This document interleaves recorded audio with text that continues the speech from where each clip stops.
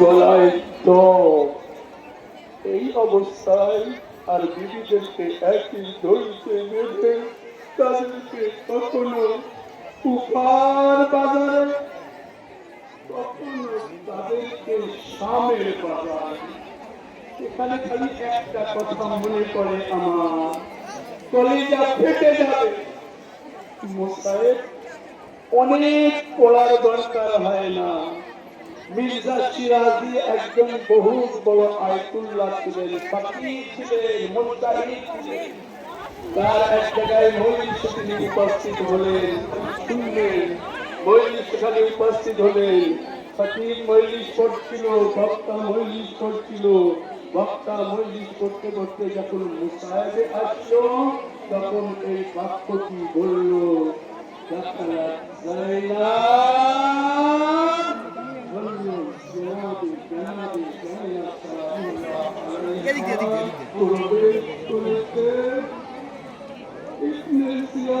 দরবারে সারাদিনের দরবারে হুসাইনের মহব্বত রাখনে ওয়ালা ইমান বুঝতে পেরেছেন। এমন মানুষ আছে তাদের সামনে মুসাইব পড়ার প্রয়োজন হয় না, খালি দেখে কেউ হুসাইনের নাম এসেছে, পুরো তাদের সামনে একেবারে আয়নার মতো উঠে আছে।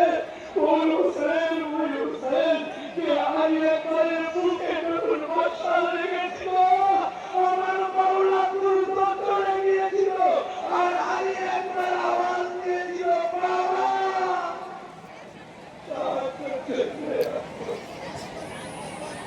আল্লাহু আকবার।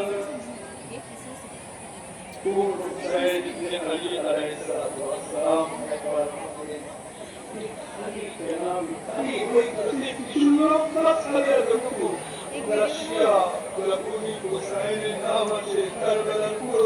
আমাদের মাথা চোখের সামনে কেমন করে